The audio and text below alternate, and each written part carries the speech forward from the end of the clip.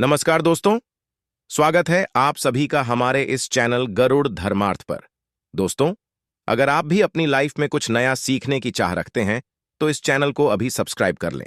दोस्तों, साल की सबसे बड़ी एकादशी और सबसे चमत्कारिक देवउठनी एकादशी को ही कहा जाता है। कहा जाता है कि यह एकादशी 24 एकादशी में सबसे श्रेष्ठ मानी जाती है और इस दिन किया गया कोई भी उपाय करें कभी भी निष्फल नहीं जाता, मतलब सदैव लाभ ही प्रदान करवाता है। भक्तों, देवउठनी एकादशी की रात तुलसी में एक चीज जरूर देना चाहिए। साथ में भक्तों, देवउठनी एकादशी के दिन गौ माता को एक चीज जरूर ही खिलाना चाहिए। और साथ में हम आपको बताएंगे कि जो भी भक्त सच्ची हृदय से, सच्चे मन से देवउठनी एकादशी के दिन यह एक चीज का लगा तो उसके घर जमकर धन दौलत आती है, सुख समृद्धि आती है, हर मनोकामना इच्छा पूरी होती है। भक्तों, यदि आज की वीडियो आपने पूरा देख ली तो मन कर चलिए, आपका दुर्भाग्य को आज हम समाप्त देंगे, क्योंकि जो भी भाई बहन, माता बहन इस वीडियो को सच्चे हृदय से माता रानी के लिए पूरी सच्ची निष्ठा से देखते हैं, वीडियो को लाइक करते हैं, चैनल को सब्सक्राइब करते हैं और कमेंट बॉक्स में भगवान विष्णु की जय लिखते हैं, माता लक्ष्मी की जल लिखते हैं, तो उनके जीवन में कभी कोई कष्ट, दुख, दर्द, कोई भी राहु दोष, पितृदोष सदैव के लिए खत्म हो जाते हैं, यानी कि नष्ट हो जाते हैं और सभी देवी देवताओं की बरसती है। भक्तों, आप सभी को हम बारी बारी से सभी जानकारी देते हुए चलेंगे, इसलिए आप वीडियो को पूरा ही देखें, आधा अधूरा ना देखें। कई लोग होते हैं जो वीडियो को काट काट कर देखते हैं, बीच बीच में से देखते हैं और फिर ऐसे व्यक्ति को जीवन में कभी सफलता हासिल भी नहीं हो सकती। जो व्यक्ति वीडियो को बीच बीच से देखा है, कट कट कर देखता है, भक्तों, इसलिए आप वीडियो को पूरा ही देखा करें। भक्तों, चलिए सबसे पहले हम आपको बता देते हैं कि देवउठनी एकादशी की डेट टाइम क्या है। फिर हम आपको बड़ी बड़ी से सभी जानकारी बताते हुए चलेंगे और यह भी बताएंगे कि वह कौन सी चीज है जो हमें देवउठनी एकादशी के दिन जरूर ही खा लेनी चाहिए। भक्तों, हर साल कार्तिक माह के शुक्ल पक्ष की दशमी तिथि के अगले दिन देवउठनी एकादशी मनाई जाती है।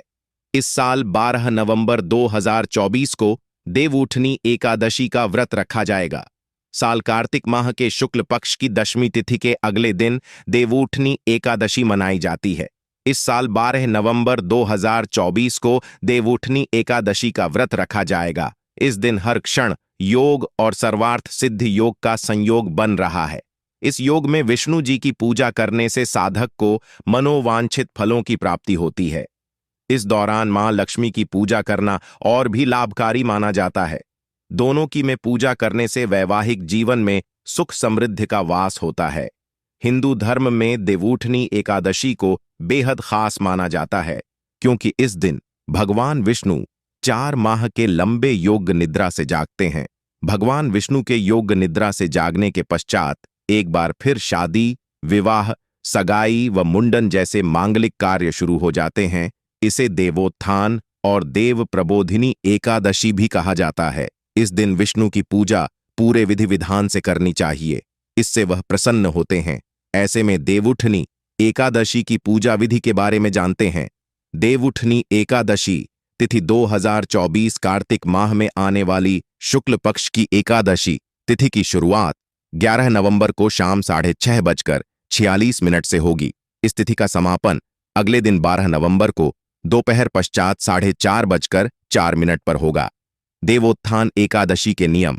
देवउठनी एकादशी पर केवल निर्जल या जलीय पदार्थों पर ही उपवास रखना चाहिए। यदि रोगी, वृद्ध, बालक या व्यस्त व्यक्ति हैं तो केवल एक वेला का उपवास रखना चाहिए। इस दिन चावल और नमक से परहेज करना चाहिए। भगवान विष्णु या अपने इष्ट देव की उपासना करें। तामसिक आहार, प्याज, लहसुन, मांस, मदिरा या बासी भोजन का सेवन बिल्कुल न करें। आज के दिन एयूएम नमो भगवते वासुदेवाय नमः मंत्र का जाप करना चाहिए। देवोत्थान एकादशी की पूजा विधि। इस दिन गन्ने का मंडप बनाएं, बीच में चौक बनाएं। चौक के मध्य में चाहे तो भगवान विष्णु का चित्र या मूर्ति रख सकते हैं। चौक के साथ ही भगवान के चरण चिन्ह बनाए जाते हैं जो ढके रहने चाहिए। भगवान को गन्ना, सिंघाड़ा और फल मिठाई अर्पित किया जाता है। फिर घी का एक दीपक जलाएं, इसे रात भर जलने दें। फिर भोर में भगवान के चरणों की विधिवत पूजा करें और चरणों को स्पर्श करके उनको जगाएं, कीर्तन करें, व्रत उपवास की। इसके पश्चात से सारे मंगल कार्य विधिवत शुरू किए जा सकते हैं। कहते हैं कि भगवान के चरणों का स्पर्श करके जो मनोकामना मांगते हैं वो पूरी हो जाती है। देवउठनी के पश्चात तुलसी विवाह। भगवान विष्णु के योग निद्रा से जागने के पश्चात उनके शालिग्राम स्वरूप का तुलसी से विवाह कराया जाता है। भगवान विष्णु को तुलसी सर्वाधिक प्रिय है। इस दिन मात्र तुलसी दल अर्पित करने से भगवान को प्रसन्न किया। इसके पीछे प्रकृति के संरक्षण और वैवाहिक सुख की भावना होती है। जो लोग इसे संपन्न कराते हैं उन्हें वैवाहिक सुख प्राप्त होता है। एकादशी के दिन यथाशक्ति अन्न दान करें, किंतु स्वयं किसी अन्य का दिया हुआ अन्न कदापि ग्रहण न करें। किसी कारणवश निराहार रहकर व्रत करना संभव ना हो तो एक बार भोजन करें। इस दिन दूध या जल का सेवन कर सकते हैं। एकादशी व्रत में शकरकंद, कुत्तू, साबूदाना, नारियल, काली मिर्च, सेंधा नमक, दूध, बादाम, अदरक, चीनी आदि पदार्थ खाने में शामिल कर सकते हैं। एकादशी का उपवास रखने वालों को दशमी के दिन मांस, लहसुन, प्याज, मसूर की दाल आदि निषेध वस्तुओं का सेवन नहीं करना चाहिए। एकादशी के दिन प्राप्त लकड़ी का दातुन ना करें। इस दिन वृक्ष से पत्ता तोड़ना वर्जित है, अतः स्वयं गिरा हुआ पत्ता लेकर सेवन करें। नींबू, जामुन या आम के पत्ते लेकर चबा लें और अंगुली से कंठ साफ कर लें। यदि यह संभव हो तो पानी से 12 बार कुल्ले कर लें। एकादशी 11 के दिन व्रतधारी व्यक्ति को गाजर, शलजम, गोभी, पालक इत्यादि का सेवन नहीं करना चाहिए। एकादशी पर श्री विष्णु की पूजा में मीठा पान चढ़ाया जाता है, किंतु इस दिन पान खाना भी वर्जित है। फलों में केला, आम, अंगूर, बादाम, पिस्ता इत्यादि अमृत फलों का सेवन करें। सूखे मेवे जैसे बादाम, पिस्ता आदि का सेवन किया जा सकता है। एकादशी जौ, बैंगन और सेम फली नहीं खानी चाहिए। इस व्रत में सात्विक भोजन करें। मांस, मदिरा या अन्य कोई भी नशीले पदार्थ का सेवन नहीं करें। प्रत्येक वस्तु प्रभु को भोग लगाकर तथा तुलसी दल छोड़कर ग्रहण करना चाहिए। देवउठनी एकादशी के दिन क्या न करें? देवउठनी एकादशी के दिन भगवान विष्णु निद्रा से जागते हैं और इसी के साथ सारे शुभ कार्य शुरू होते हैं।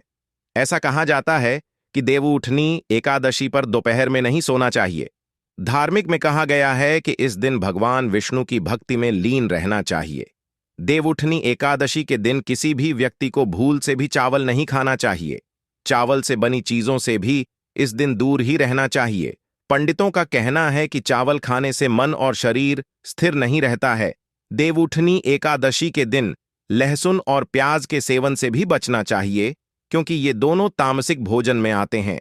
यदि आपने नहीं भी रखा है तो कोशिश करें कि सात्विक भोजन ही करें। देवउठनी एकादशी के दिन व्रतधारी को किसी के प्रति द्वेष की भावना नहीं रखनी चाहिए। हो सके तो इस दिन घर या घर के बाहर किसी से लड़ाई झगड़ा न करें। मान्यता है कि ऐसा करने से भगवान विष्णु और माता लक्ष्मी नाराज हो जाते हैं। इस दिन यदि आप बूढ़े बुजुर्गों की सहायता करते हैं तो ऐसा करने से भगवान विष्णु और माता लक्ष्मी प्रसन्न होती हैं। इसलिए बुजुर्ग का अपमान न करें और उन्हें दुत्कारे नहीं। देवउठनी एकादशी के दिन भूल से भी माता तुलसी के पौधे को नहीं छूना चाहिए, क्योंकि इस दिन माता तुलसी और शालिग्राम का विवाह होता है। ना ही तुलसी तोड़नी चाहिए।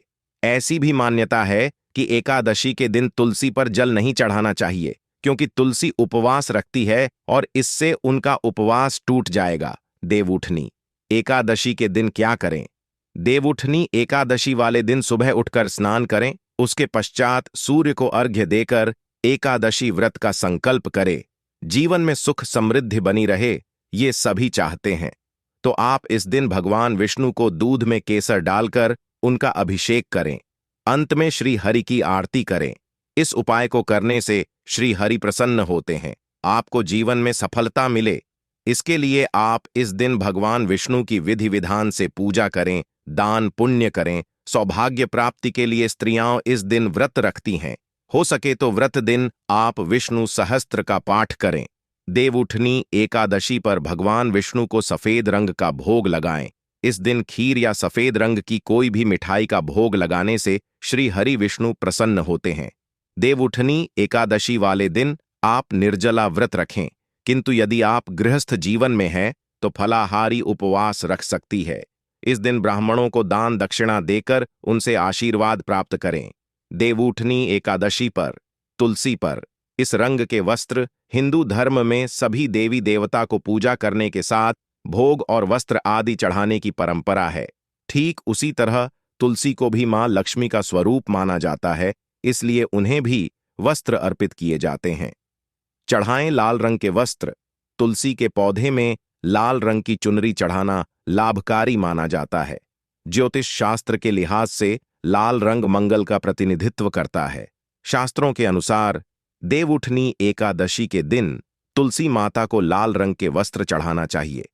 ऐसे में यदि के कर्मों के कारण मुंह से अपशब्द भी निकल रहे होते हैं तो उन्हें भी ये लाल वस्त्र रोक लेते हैं।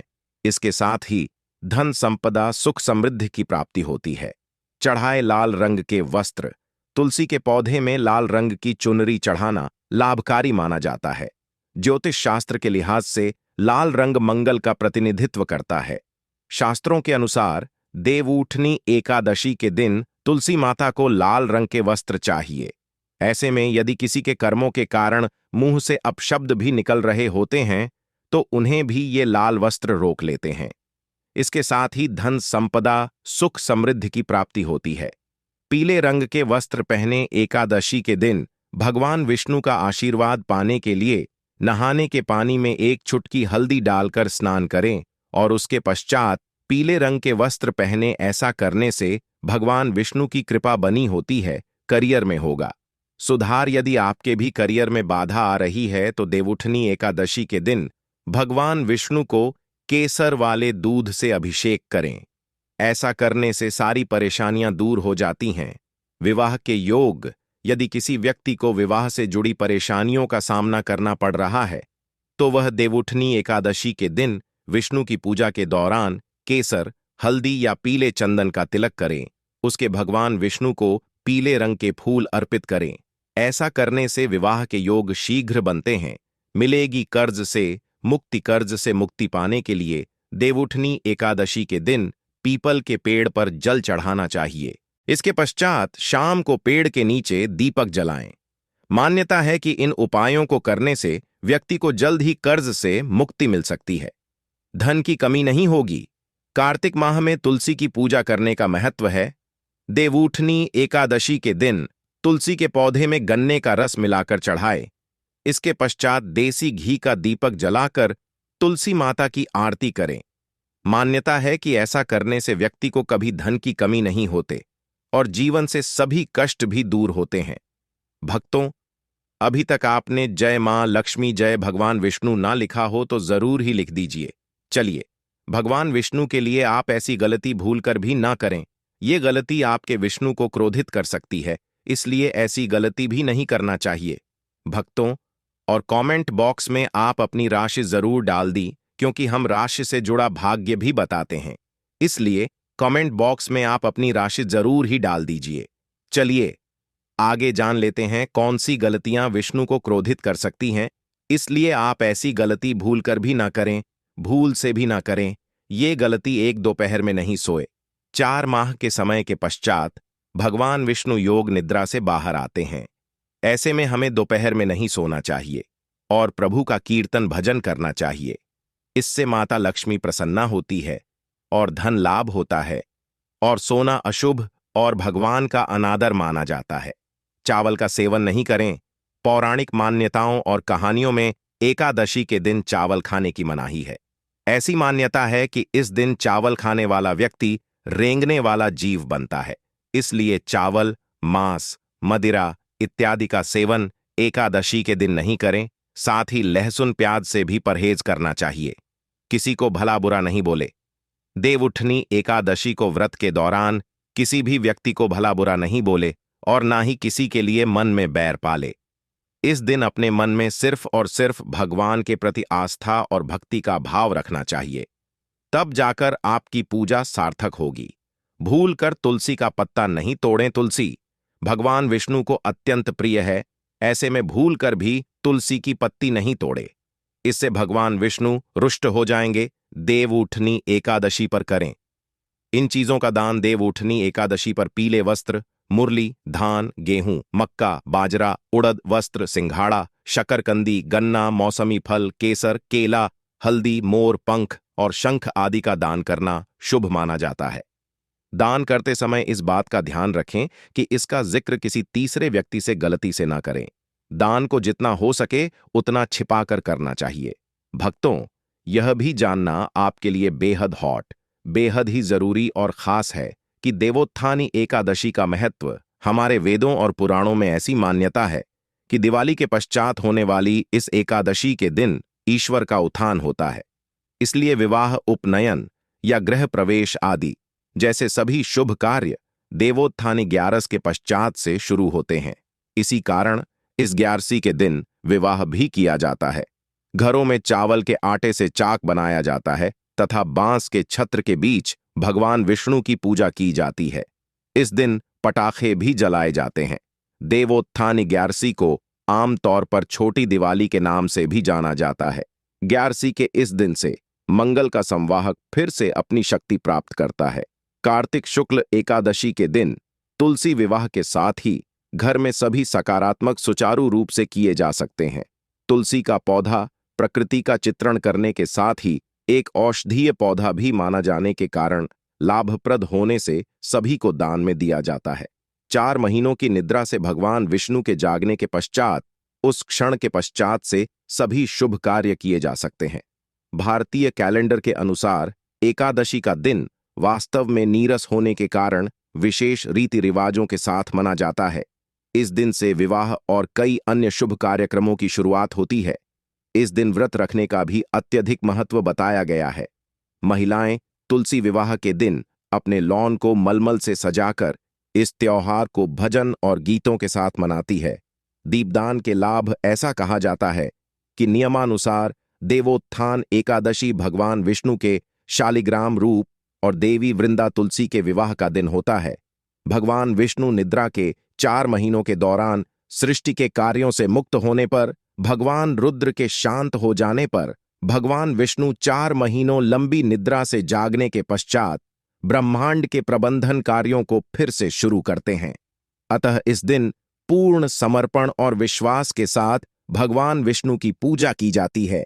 दिन के उजाले में घर की छत पर दीपक रखकर आनंद और सुख में वृद्धि करने के लिए रात में रोशनी करके घर के भी हिस्से में अंधेरा नहीं होने देना चाहिए। आखिर श्रीहरि निद्रा में क्यों जाते हैं?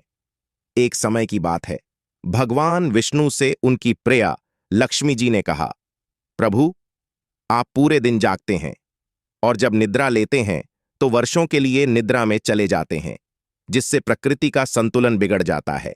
इसलिए इसे समझते हुए योजना अनुसार निद्रा लें, जिससे मेरी भी मदद हो जाए। लक्ष्मी जी की बात सुनकर भगवान विष्णु ने मुस्कुराकर उत्तर दिया, देवी, आप सत्य और उचित ही कहा है। मेरे जागने से अन्य सभी देवताओं को और विशेष रूप से आपको मेरी सेवा के कारण विश्राम नहीं मिल पाता है। आज से मैं वर्षा ऋतु में 4 महीनों के लिए निद्रा में जाऊंगा, जो अल्प निद्रा और योग निद्रा कहलाएंगे, जिससे मेरे अनुयायियों पर परम कृपा बनी रहेगी।